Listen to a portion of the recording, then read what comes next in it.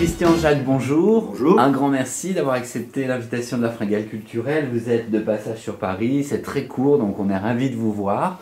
Vous avez deux actualités.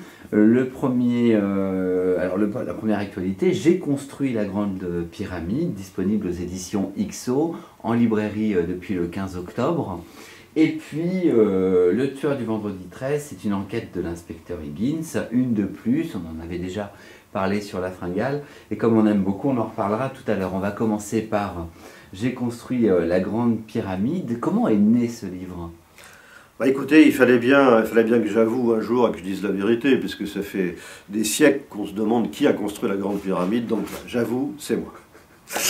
Alors, à part ce scoop, ce livre, il est pas aussi âgé que la Grande Pyramide, mais pas loin, en ce sens que ça fait à peu près 50 ans que je fais un dossier sur cette énigme. Quand j'ai commencé mes études d'égyptologie, on ne savait absolument pas comment avait été construite la Grande Pyramide. On en parlait assez peu, pour tout dire, sans doute parce que le monument n'est pas assez gros. Oui. Bon, on s'occupait de choses très secondaires et pas de cette star absolue de l'archéologie mondiale, puisque c'est la dernière des 7 merveilles du monde qui soit encore debout. Il y en avait 2 en Égypte, le phare d'Alexandrie qui a été détruit, et la Grande Pyramide. Toutes les autres ont disparu. Donc, première fois que je suis allé en Égypte et que j'ai vu ce monument, c'est complètement indescriptible, parce que tout le monde a l'impression de le connaître. On est allé, on l'a vu au cinéma, on l'a vu à la télévision, on l'a vu dans les livres, et quand vous êtes au pied de la Grande Pyramide, alors je peux vous dire que c'est une expérience absolument irremplaçable. Et à chaque fois, ça fait maintenant des dizaines de fois, mais vous avez une double impression. La première, c'est d'être écrasé par la masse du monument. Alors là, vous savez ce que c'est que d'être un petit insecte humain. Et en même temps, vous avez l'impression d'être élevé vers le ciel, comme s'il y avait une rampe de lancement. Bon. Et il y a ces deux impressions se mélangent. Et donc, vous êtes vraiment dans un état un peu bizarre. Et alors après, il faut évidemment pénétrer l'intérieur de ce monument. Et là, vous avez l'impression d'une sorte de labyrinthe. Vous ne comprenez pas très bien ce qui se passe, parce qu'on descend, on monte, enfin... tout à coup, on dit on ne va plus respirer, on arrive dans la chambre du roi et vous respirez parce qu'il y a des canaux d'aération, ce qui est comme un peu bizarre pour une tombe. Bref, beaucoup de questions se posaient. Donc j'ai monté un dossier, très long dossier, en accumulant des détails sur les dernières théories, sur les techniques, sur les outils, etc. Et en me disant un jour je voudrais écrire l'histoire de la Grande Pyramide, mais il me fallait encore beaucoup d'éléments dont je ne disposais pas.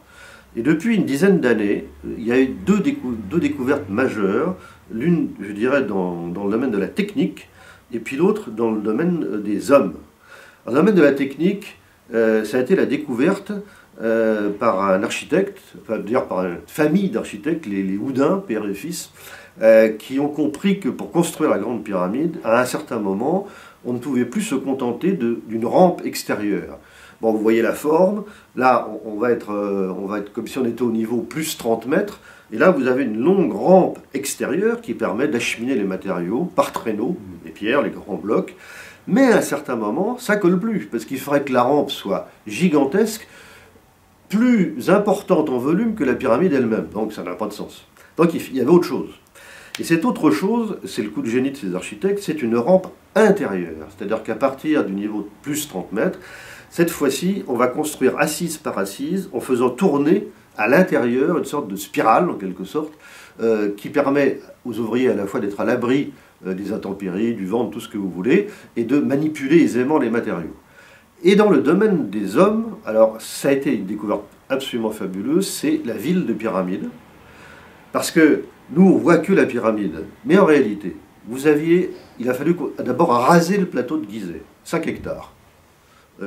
Et de façon aussi parfaite qu'avec des instruments modernes ou des engins de chantier. Ensuite, vous aviez un port, il a fallu construire un port entier, donc creuser un canal pour acheminer les bateaux, là aussi, avec les pierres qui venaient. Le granit vient quand même d'Assouan, c'est-à-dire 800 km au sud. Légère exploit technique. Après, il y a un temple bas. Après, il y a une chaussée montante, couverte de centaines de bas-reliefs. Ça, malheureusement, complètement disparu.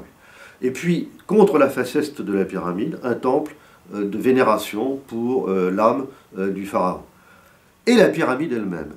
Mais pour faire tout ça, il fallait un village entier. On appelle ça une ville de pyramide techniquement, mais ça fait quand même du monde, puisqu'il y avait 2000 permanents, plus des milliers de temporaires, de vacataires qui venaient à certaines périodes de l'année.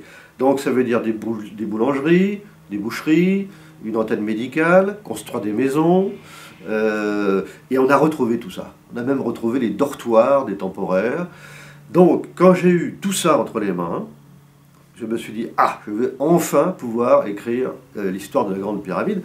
Et là, quel était l'angle de prise de vue, l'angle d'attaque, j'allais presque dire du metteur en page. Soit le pharaon, c'était une possibilité, soit le maître d'œuvre. Et puis je me suis dit, bah tiens, je vais prendre plutôt un ouvrier. Je vais prendre un jeune gars qui part de sa campagne. Alors il en part parce qu'il s'est heurté avec un beau salopard qui ne lui a pas payé le travail qu'il avait fait, donc ils se battent. Et le jeune, il croit avoir tué ce type, le profiteur. Bon, en fait, il ne l'a pas tué, mais il faut qu'il s'en aille parce que ça peut se passer très mal pour lui. Et il va se retrouver dans la capitale, donc à Memphis, près du Caire actuel. Et là, il va être engagé par un âne. Vous savez, mon fameux vent du Nord, qui est présent dans tous les romans. Beaucoup de lecteurs m'en parlent, d'ailleurs, je ne peux pas ne pas le mettre. Et comme va lui dire le chef de chantier, c'est l'âne qui t'a choisi, parce que moi, je t'aurais pas pris. Bon.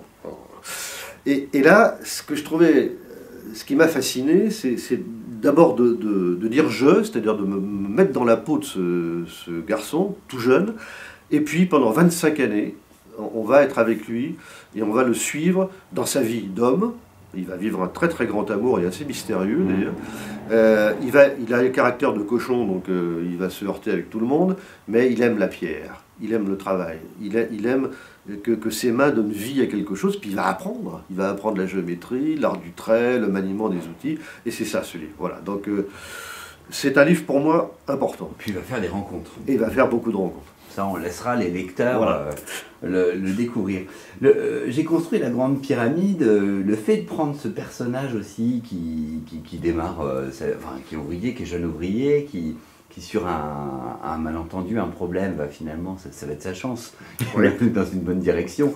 Est-ce que vous, en tant qu'auteur, Christian Jacques, n'avez pas une envie vous-même d'avoir construit cette Grande Pyramide ?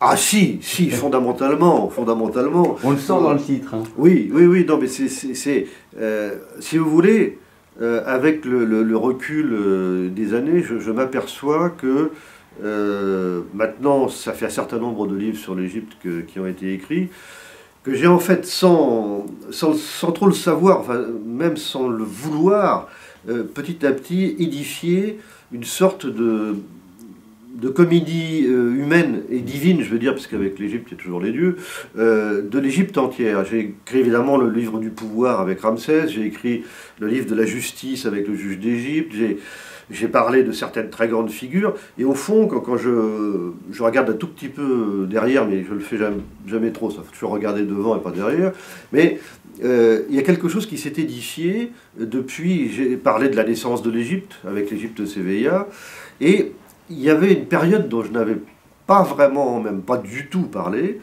qui était cette 4e dynastie où on a construit toutes les grandes pyramides. Donc voilà, c'était pas un calcul, mais il se trouve que ce livre, à mon avis, est venu à son heure.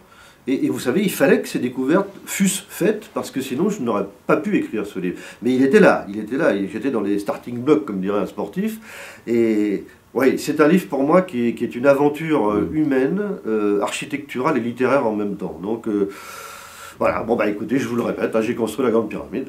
Moi je suis bien d'accord avec vous, parce que d'une certaine manière, dans ce bouquin, c'est ce qu'on ressent, quoi. Le lecteur, il est parti dans cette aventure, dans cette architecture, on est dans la peau de votre tailleur de pierre, et ça se lit très bien sûr, comme d'habitude, c'est très addictif, hein, chaque page on a envie de les tourner, donc ça c'est un grand plaisir de lecture. On va parler